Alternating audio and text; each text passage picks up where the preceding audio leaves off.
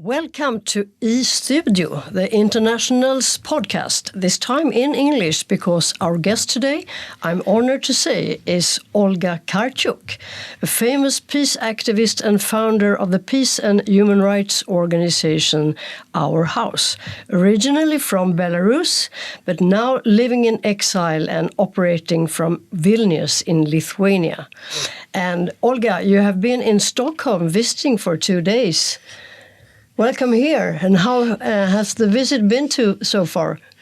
Yes, it was a very interesting meeting. We met a lot of cultural activists. We met different people. And of course, we spoke a lot of and discussed a lot of about the most toxic topic for the time today. We spoke a lot of about peace.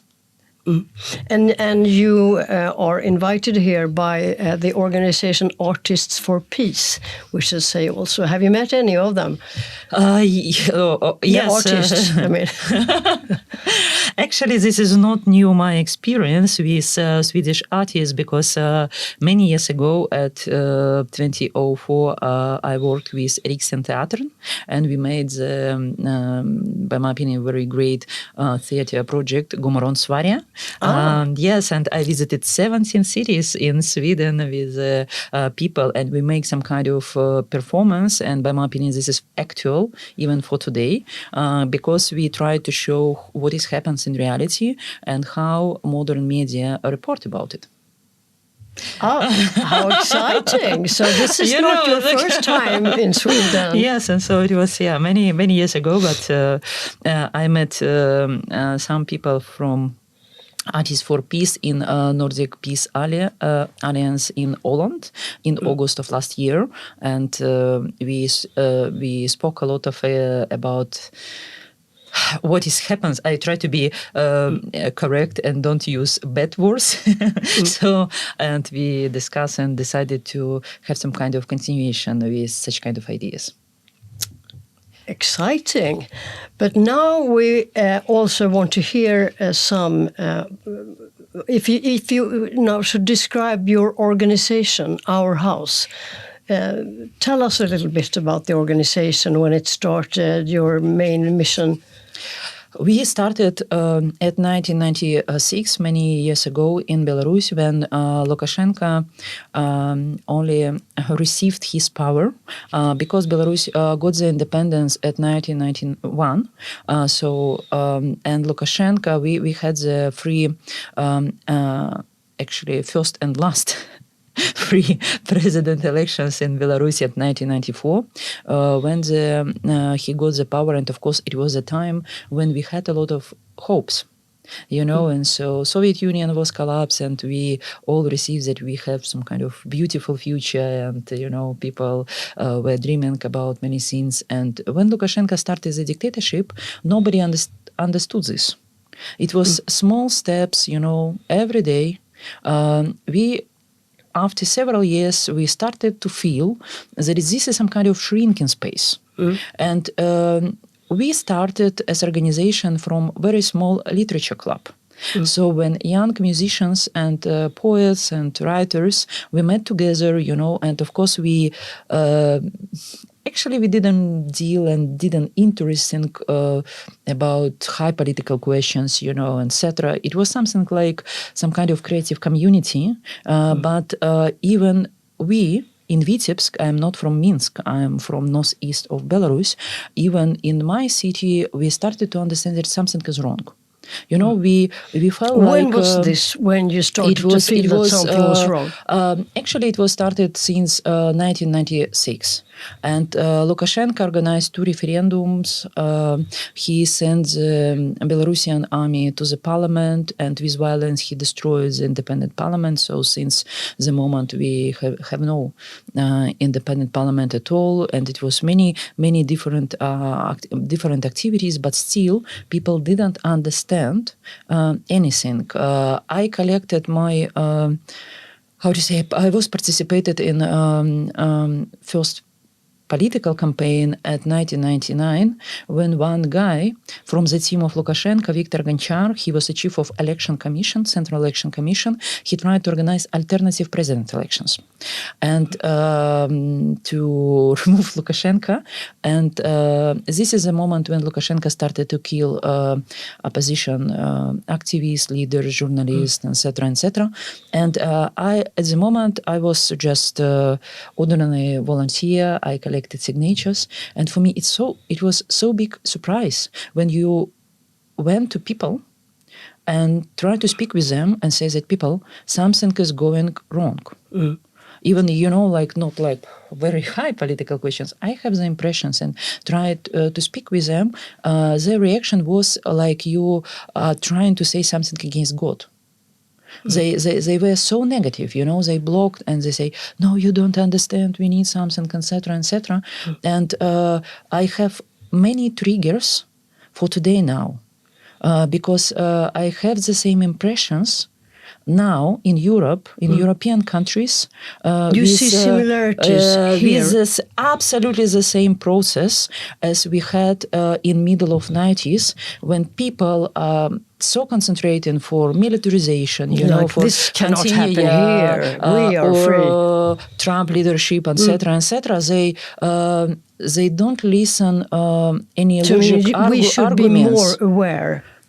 Yes, but at the same time, of course, it's also the question how it happens that 100 years, so many organizations, so many people and states, etc., we are fighting for the freedom, women's rights, LGBT rights, etc., etc., and now we are jumping back.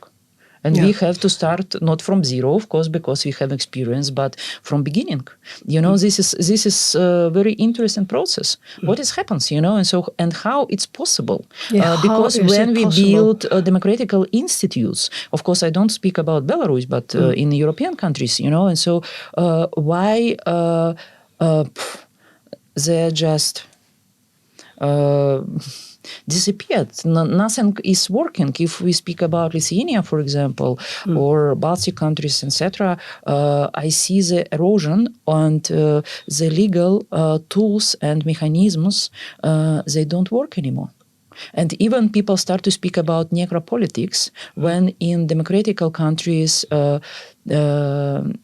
there are the spaces, or it happens, like they have the spaces when the rules and the legislation doesn't work anymore. Of course, in prisons, in refugees camps, etc. But this is a problem that the spaces are increasing. When the war, our traditional traditional patterns don't work.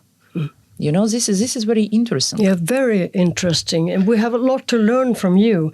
And your organization, Our House, is now labeled terrorist organization. No, me. The extremist. You personally also. Yes. So you cannot even visit Belarus now. Then you would go to prison? I already received 12 years of prison in Belarus. So in absentia, and if the Belarusian government can return me back, I will be immediately imprisoned. But this is, again, I think that this is our common problem. We are sitting in bubbles, we are sitting, everyone from us, we are sitting in our countries, and of course, this is so many different events, situations, etc., etc. People are almost crazy from everything, but we have to go a little away from the bubbles, and we have to see common trends. Because if we speak about Belarus now, it's much more, by my opinion, it's much more clever and important to speak about the whole region, because the whole region is affected by the war. And unfortunately, I want to say that we have the same trends and you everywhere. mean that in Lithuania, where Actually, you act now, that's yes. also affected now. And you have got problems there as well now? Yes, and this is what I want to explain, because if I speak about our region, I don't mean only Belarus, Russia, and Ukraine, but also I mean Baltic countries, Scandinavia, Poland, maybe Germany, etc., etc. This is such kind of like piece of Europe, and we have absolutely the same trends. My organization now, when the war started, we started to work with conscientious objectors and deserters from Belarus, because our idea as human rights organization, how we can block, how we can prevent any participation of Belarusian army in the war in Ukraine. And when we started to help Belarusian men to avoid, to refuse military service, I had some kind of illusion that, of course, Western politicians have to help us in such kind of process. They should be happy because, we help Ukraine in such kind of way, etc., etc.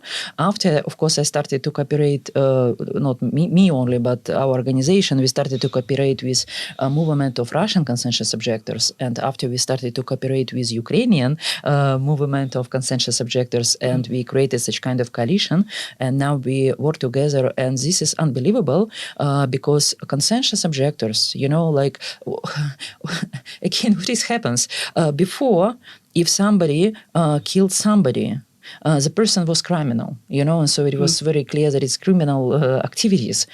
Now we have criminal activities, and men become criminal only because they don't want to kill somebody. This is so strange, and so conscientious objectors and deserters, people who don't want to participate in the war from all sides, and so they want to avoid the participation. And all countries, absolutely all countries, I don't speak only about Russia and Belarus, absolutely all countries push them to go to the war and to kill each other. Now, conscientious objectors are being criminalized. In Belarus, in Russia, in Ukraine, in Belarus, for example, we have desertion. For desertion, we have death penalty. In Belarus, if you are a conscientious objector, you can be punished until 5 years. And at the same time, we have a military conscript in Lithuania, for example, since 1 year or 1 year and a half ago.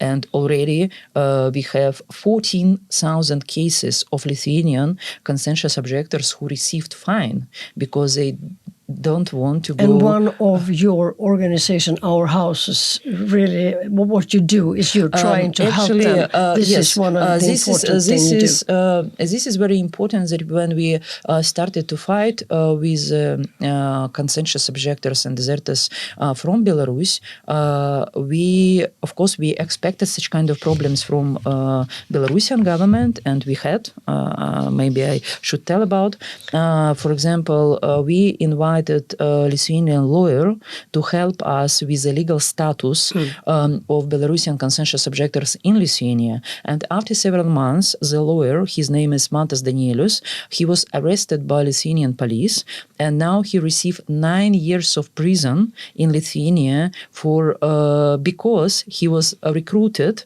by Belarusian KGB to follow for us and to collect all information. And it's not just in Russia, because I saw now that 3 of Navalny's lawyers had to go to prison now.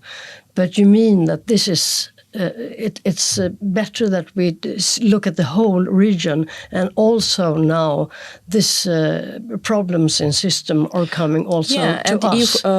We started to have a lot of pressure from Lithuanian government because they didn't like our activities to help Belarusian conscientious objectors and deserters in Lithuania, and also Belarusian refugees, because we have a lot of social and politically active people from Belarus who was fleeing to Lithuania. Lithuania and try to get political asylum.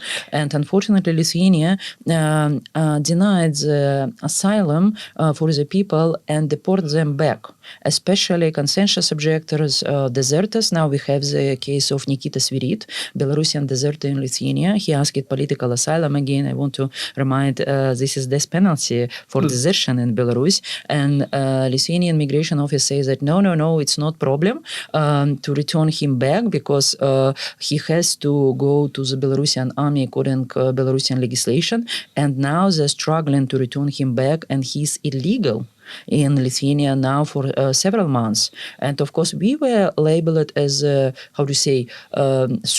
potential threat of national security, but because this is again common trend in Russia. If you are doing something to protect human rights, you are labeled as a foreign agent.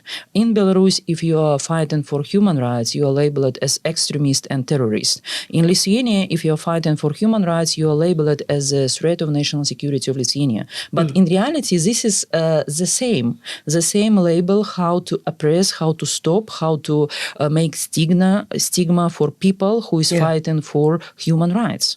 This is very bad and very dangerous process, because I expected something like that, of course, from Belarus and Russia, because everybody knows that it is no democracy, in the countries. But I was absolutely not prepared to have the same processes, the same trends, the same patterns in Lithuania or other European countries, and this is alarming.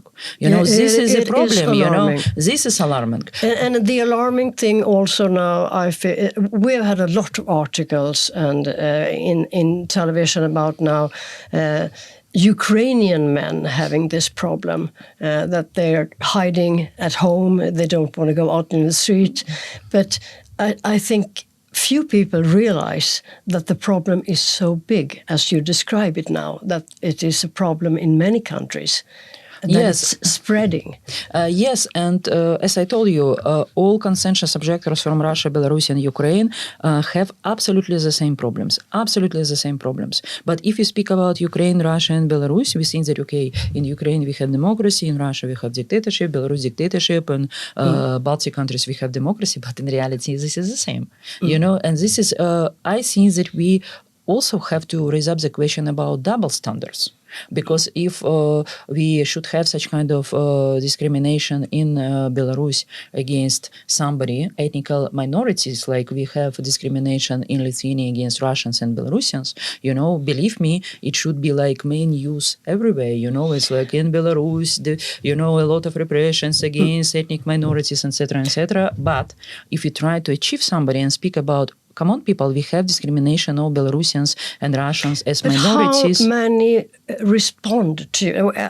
I read about Our House, your organization, and about this appeal that you, where you tell men that they have the right to say no to violence and orders to take up arms, and that this has been viewed 100,000 times. It has been viewed by 4 million people in social media. But how many men dare to act on it? If you speak about Belarus, of course, it's not easy to say, because inside Belarus we have no independent media, but we know the statistics. Now we have about 300 cases of Belarusian conscientious objectors per year who is imprisoned only because they avoid the refuse military service. And this is many other consequences. For example, you cannot get the job if you don't show your military ID. So this is the legislation in Belarus for any man, for young men. The same, we have we have no alternative service in Belarus, only for very, very small group, religious group witnesses of Jehovah, they have some kind of possibilities. For other men, it's impossible to say no, they have to go to the army. And our army, we have a lot of like prison atmosphere. For example, it's forbidden to have mobile phones. If the officer can find the mobile phones on the hands of any soldier, the soldier could be imprisoned for 15 days. It's a lot of torture. It's a lot of suicide from from the torture. It's a lot of many really very strange situations, and of course, this is many reasons why Belarusian young men don't want to go to the army. Torture is one of the reasons, and of course, second one is that the Belarusian army is preparing to go to the war. So this is very huge activities how to prepare Belarusian army to participate in the war. And in my opinion, they still don't participate only because this is such kind of public pressure in Belarus. Even in Belarus, it's workable, because the idea that Belarusian army should participate in the war in Ukraine, it's so non-popular, unpopular that even we had the case when Vladimir Zelensky, a president of Ukraine, he gave interview, I don't know, 1 week ago, 1 week ago, something like that, and he says that Lukashenko called him and asked to bomb Belarus, to bomb Mosul, just because Lukashenko wants to create such kind of provocation, to have any kind of reason, to push population to support the idea of participation, Belarusian army participation in the war. But if we return back to the common trends now, in the whole region, in my opinion, the situation is even bigger than we just only speak about conscientious objectors from different countries. We have to think something about militarization and romanticization of the war. That's why it's so important that you're here now in Sweden. So if we go back here, now we're in Stockholm, but before you were here, you also went to Sälen in Dalarna for it was like a peace conference that was after the big conference that we have yearly, Folk and Försvar. And that's where you can talk about more harsh war rhetoric, even here in Sweden. And a lot of peace activists here in Sweden, they really reacted to our Prime Minister Kristersson's speech, where he said, Sweden is not at war, but there is also not peace. As an explanation also, we have joined NATO now, and they just sent I think 2 or more warships to join NATO forces in the Baltic Sea. And an interesting thing was that I saw that Yanis Varoufakis, the former Syriza minister from Greece, he saw this and he heard the speech and he wrote on Instagram, "It is known that warmongering madness has permeated the psyche of the West's ruling class when the traditionally peaceful Swedes make such absurd statements as if they were trying to escalate tensions into completely avoidable wars. 2025 is not off to a good start." I think that was... do you agree with Varoufakis there, or how do you see the start of 2025 in this perspective? The start of the year is very challenging, right, and very interesting because it's strong words, but it's quite. Actually, we have also very interesting trend now when people use definitions, but very often they don't understand or manipulate what they put as a sense inside the definition. This is very important to think about, because if you speak about militarization, we have very, very small focus.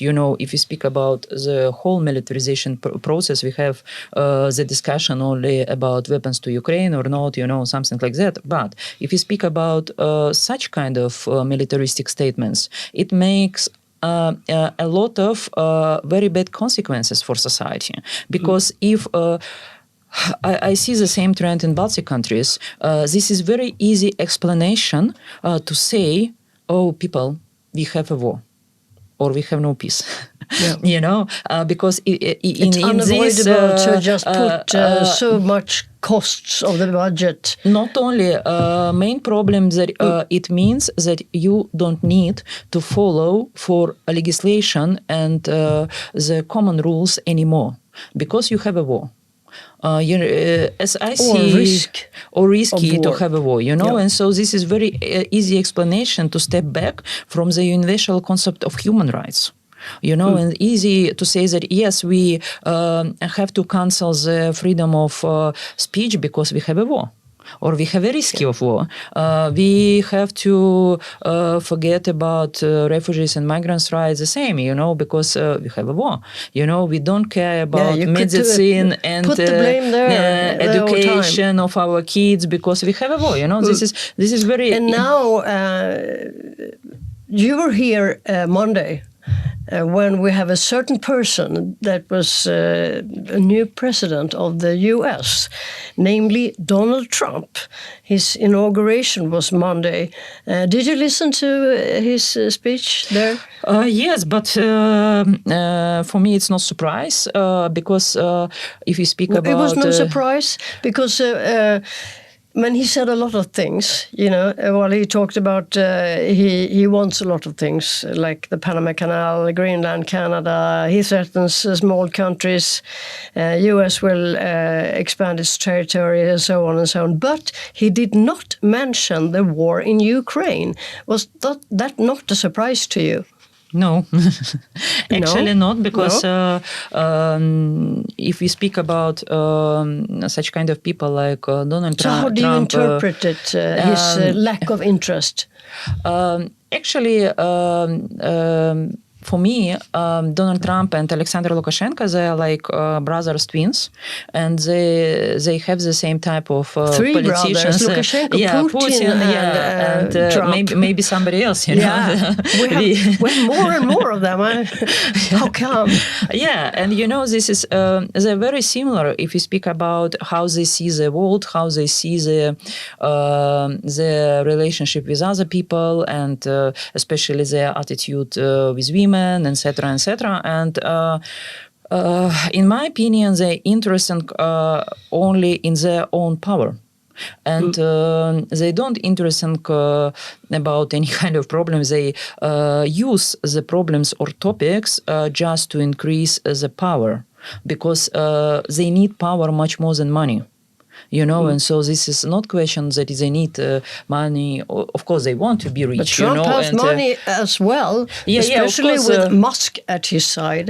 Of course, it's and the other oligarchs. The same like Lukashenko, but the money is not the goal. The goal is the power, and in ideal absolute power. And this is why such kind of men, they always try the borders. How far they can come, how and why. For example, Trump is speaking about Greenland, and Lukashenko is fighting for death penalty and think about other things, etc. Because they want. If we speak about that, they want to have absolute power, and so this is only the one way how we can do something. People have to stop them and have to show and protect our own borders. In many sense. Women's borders, like body, we have body, and so it's limited. It's impossible to touch us, and the same borders of land, etc., etc. So this is now, for me, it's not the question about Trump or Lukashenko. This is a question of our response. Because if we don't respond, if we keep silence, from my experience in Lukashenko time, this is not the end. They will increase the influence and power more and more because they have no limits at all. So this is no something when they say that, now I have enough power, I can be happy and be quiet about. No, this is the process where they will move forever, and this is the question how we can organize our response and stop such kind of processes. Otherwise, of course, we have to say this is a lot of stress for democracy, and as we understand as our value at all. because, as you see, this is not respect for minorities in any way, and so it doesn't matter. This is just saw Trump's response to that.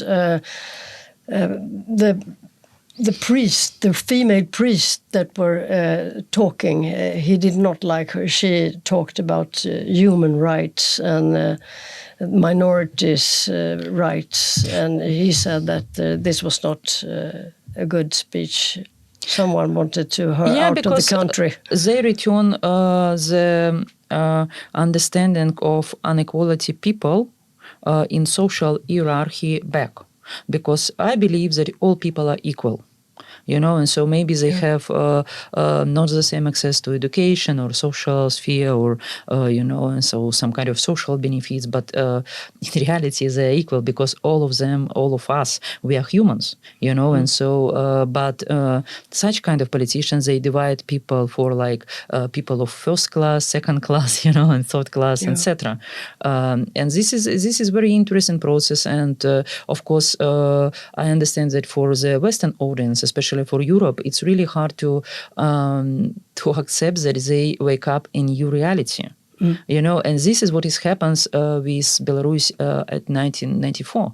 People had a lot of dreams, and hopes, etc., etc. But after presidential elections in 1994, we all wake up in new reality in Belarus. And people didn't react. So one can say that you are 20 years ahead of us. And now you're here, and because your main message is that it's time for the peace movement to reawaken. Yes, and to be. And we're sleeping here in Europe and in the Nordic countries also. Actually, I'm afraid a little bit that for many people it should be quite new experience to live and fight under repressions, because people, even here now in European peace movement, unbelievable good people. We communicate, speak about our problems, etc., etc., and they always say that, Olga, we have to protect you. We have to protect Belarusian peace activists. We have to protect Russians, Ukrainians, peace activists. Somebody in Africa, etc., etc. But they don't understand one very important issue. They have to think how to protect themselves. This is the time when they also have to protect themselves, not only to be protected and it's enough, but how to organize protection so strong as possible for people to give them the possibility to continue their fighting. This is very important. In Europe now, it's time to think about how you can protect, how we can increase solidarity campaigns, and how we can build the borders and protection. Now, when you say protect, then you don't mean just with militaristic protections with weapons. You mean protecting in other ways. What I mean. Now in Europe, of course, still you are lucky. Peace activists are not killed by secret police or, somebody by the order of politicians, but this is another way how you should be repressed. I call it like a culture of exclusion. So if you're a peace activist, even to speak about peace is so toxic. If you say something, for example, about negotiations, your vision how to have the peace process, it should be a lot of hate and people lose job. People have hate, and this is a pressure for relatives, because usually relatives are not very happy. If some of their relatives have the hate, and all friends and colleagues say that, oh, this is your son or this is your husband or somebody else. And also to exclude financial support of such kind of organizations as we have, or cancel the place for meetings, and as we have the situation with Vienna Peace Summit 2 years ago at last moment, and many other such kind of things. And actually, the goal of such kind of culture of exclusion is only the one, to organize some kind of civil death. for people. So they're alive, they can get some kind of money and work, etc., but they cannot continue their civil activism or journalism or, cultural activities, etc. So the goal is how to kill, in some kind of sense, them as citizens. In Belarus, for example, or even in Lithuania, of course, I should not be under attack if I should be like ordinary citizen who is going, to work in some kind of work, like to be in shop or, in factory, etc., return back and don't touch any kind of questions. So this is a culture of exclusion because they want to exclude us from the decision-making process. And European peace movement has to be ready that we have to fight to be included. Yes. And this is many tools how they try to exclude us. And it's also a feminist issue, wouldn't you say?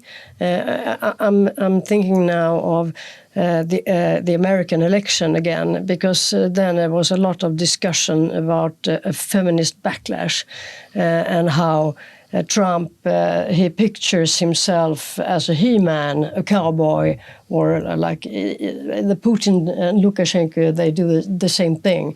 It's like this heroicism with a strong traditional cowboy type of man on horse with weapons. And Trump, he was in Joe Rogan's podcast, for example, where everything is about weapons and anti-women and so on. So women has an important role to fill better in this process, haven't we?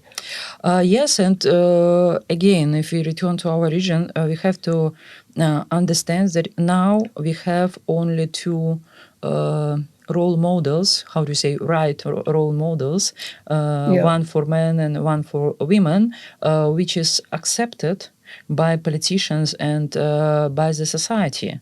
One role model for men is that men with weapons go to the front to kill somebody or to be killed. And for women is a role how to inspire men to go to the front and to kill somebody or to be killed. And if you don't want to play in such kind of game, I don't want to play. I need my men with me, and so I don't want that they should be killed or something like that.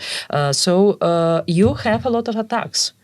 Because society, and the same situation about concession objectors, they just don't want to play in such kind of game and they don't want to go to the front, and this is, again, it's not only the question about Belarus and Russia, this is a question about the whole region. People here in Baltic countries, in Ukraine, etc., they push men also to support the war, and so how you can be outside, and we return to very, very patriarchal role models, when a woman has to be sexy, and very, preferably stay in the house.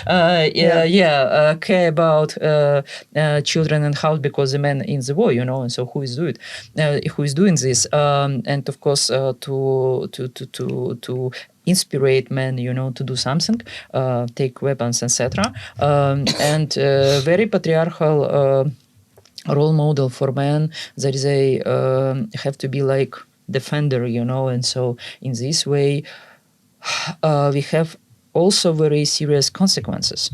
First of all, and there are also a lot of economic interests in this. Economic interest that profits from it. Yes, of course, and also in Sweden we have Saab. I mean, every country has their weapon industry. Yes, so, but also we have a lot of consequence for the life of ordinary people. Because nobody's. We speak about such kind of man as hero, in every society. It's like, but this is unbelievable. If the man who is going to the front, affected by military propaganda, they receive any problems with health, and cannot participate in the war anymore. They immediately they are losing any value by society. So for society, they are not interesting anymore. we have a lot of former combatants.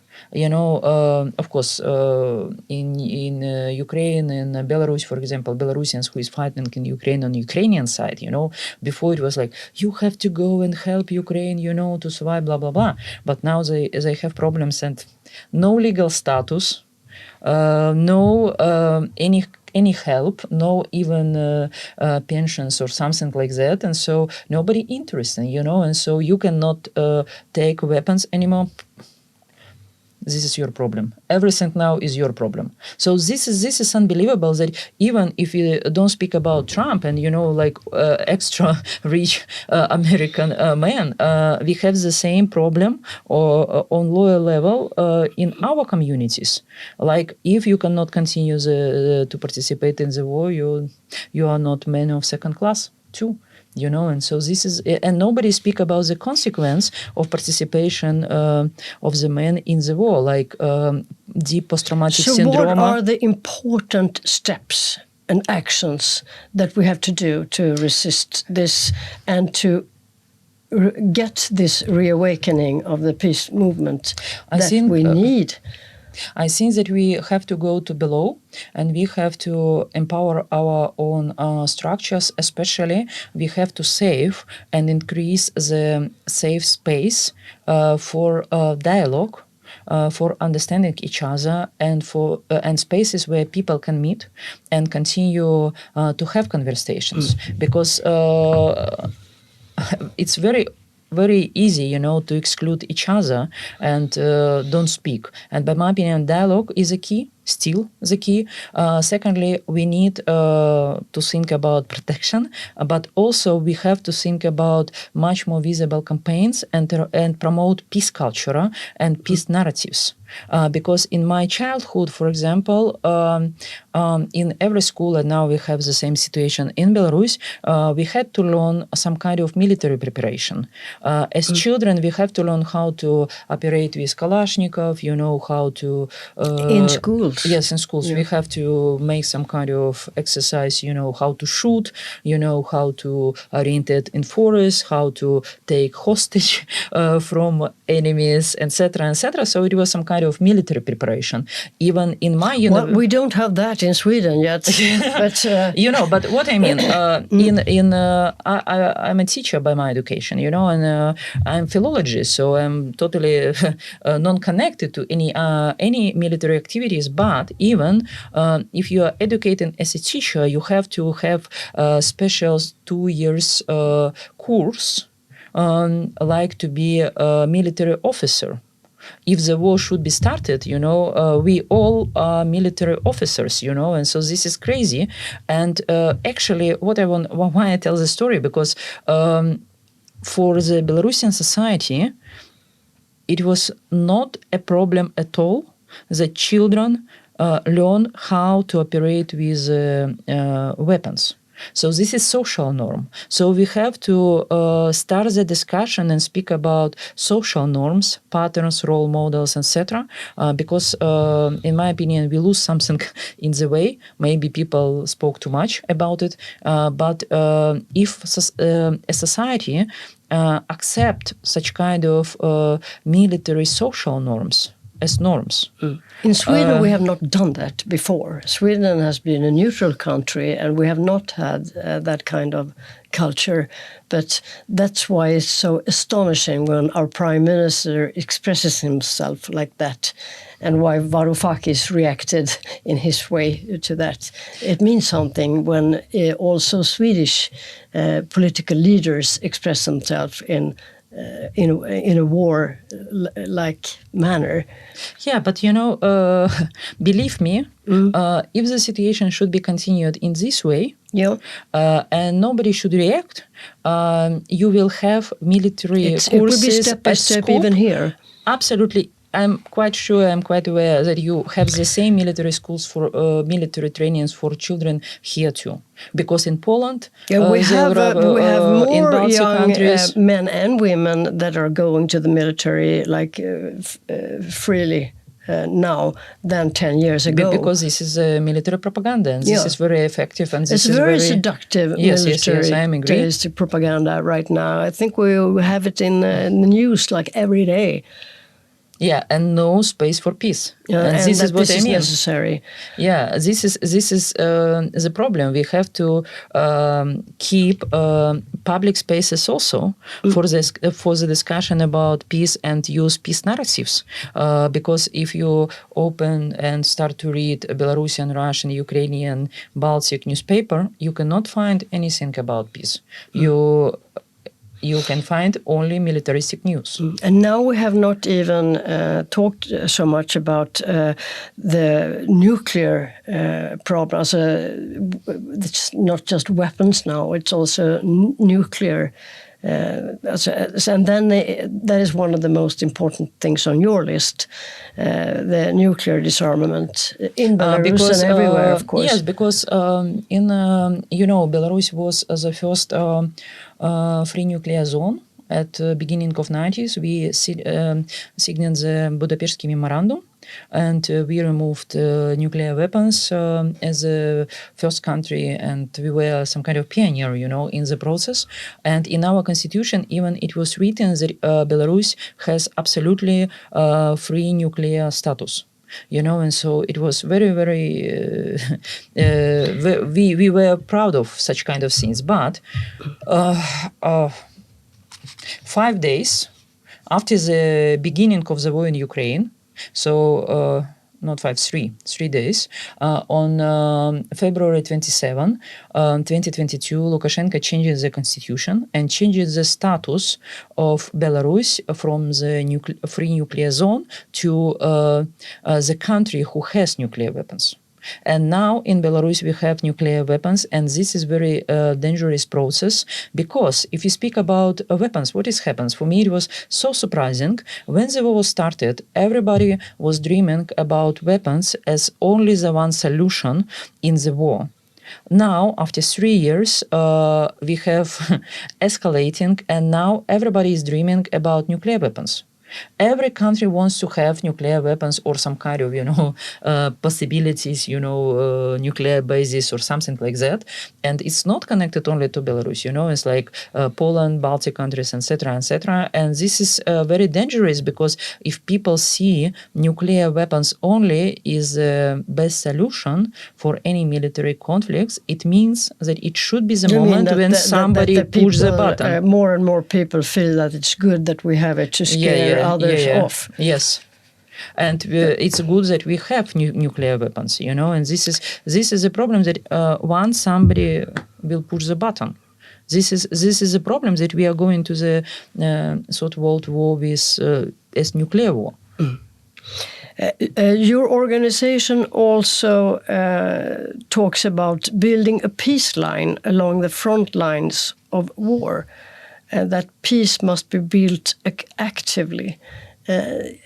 Are you trying to do that in the Ukraine war? Yeah, and so this is what we are doing very actively, because how do you do that? Now many states and organizations and ministries of defense, etc., they build the front line everywhere, and so between different countries, and we have a lot of conflicts or possible conflicts, not only between Russia and Ukraine, but between other countries too, and we have to start to build peace lines, because nobody speak about dialogue anymore. Nobody speak about how we can act together. If we speak about the network of consensus objectors from Belarus, Russia, and Ukraine, this is very unique network now, because this is only one network when Russians, Belarusians, and Ukrainians can sit together, act together, and have the same approach and speak about absolutely the same problems. This is so interesting. Otherwise, Ukrainians and Russians, even Russian and Ukrainian feminist movement, they cannot sit in one room. And this is unbelievable. So even anti-war activists in Russia and, of course, anti-war activists in Ukraine, they cannot have some kind of common platform, common approach, and this is disaster. You know, Yeah, and it is such. You the try same to help even in families, you know. And so for us, if you speak about the war in Ukraine, we have many relatives. Everyone has relatives On the in other side. two countries, you know. It's like we as Belarusians, we have relatives in Ukraine and in Russia. Russians have relatives in Ukraine and Belarus, you know. As Ukrainians, they have relatives in Belarus and Russia, and now the families are divided. Families stop to speak each other anymore, and this is a problem, because if we have such kind of military bubbles, you know, and so especially affected by military propaganda, so people start to believe that, oh, this is the best way to destroy another side until the end, you know. And so this is to destroy culture, you know, to exclude culture each other, you know, to exclude other side from any kind of spaces. But this is very bad way to nothing. You know, what we should achieve with such kind of activities. Should we achieve the peace? No. It means that we have some kind of like forever motto for the war. Because even if we have negotiations, you know, it should be some kind of like every side say, no, this is temporary. We will collect more power, energy, equipment, etc., and we will start the war again. Sorry, it's a bad scenario, you know, and so I don't want to have war for the whole my life, you know, and so this is not my plans, and I want to have sustainable peace, and this is why I think that peace movement have to be activating and have to struggle much more, because we have to be a part of decision-making process. I don't believe politicians anymore from both sides. You know, not only from Russia and Belarus, but from our side too. Because if we have peace negotiations, of course, next step, people start to think about new architecture of security for our system, for the whole region, and who will build the system of security, who will be actors. We have to be part of the process. Yes, because otherwise it should be the same militaristic politicians from whom the war was started. The war was possible. You know, they again, but it means that they will create a new system, but the system should be like new ground for new war. You know, so we need the new system of security for our region with sustainable peace. But it's possible only because if peace activists and peace movement should be a part of the process and should be leading the process. So before we end this incredibly interesting conversation, Olga, could one say that this bloody, hellish war in Ukraine could also bear with it some hope to get this process started? Yes, of course, because I think that we learn many lessons from the war, and we had many illusions before. And now this is a question how to implement the lessons for future peace. For example, nobody speaks, but the question of war is very connected to the question of poverty. Because rich men from privileged social groups don't participate in the war from both sides. None from Ukraine, none from Russia, you know. And so who is participating in the war? Who kills each other? This is poor men who has no money, who has no any kind of privileged relatives, etc., Men etc. from the working classes. Yeah. And so this is no access to high education, to any kind of social benefits, etc., etc. And many of them see the war as a possibility for them to make some kind of social career, to how do you say, to go through the social hierarchy. And this is a problem, you know. If you speak about new system of security, of course, we as peace movement have to speak about such kind of connection and linkage between peace and access to the different social benefits without violence. And the same, if you speak about the war, of course, again, it's connected to the feministic approach and, the fight against patriarchal roles. Because this is, if you have such kind of like one role model for men and one role model for women, and the role models are connected only with violence, this is, it's problem.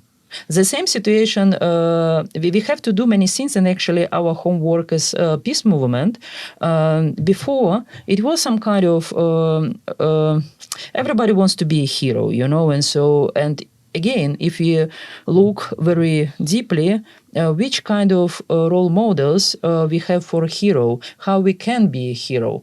This is, again, two options, or to be killed or to kill somebody. This is we have no any non-violent role models being hero anymore. And this is also the problem, and so because people want to be hero, people want to, but how they can do it without violence? This is also something what should be included to the new system of security, and it's very connected to sustainable peace. Who is our hero, in the Who process? Who is our hero? Yeah. Olga, you are a hero. Thank you so much for being with us today. Thank you very much.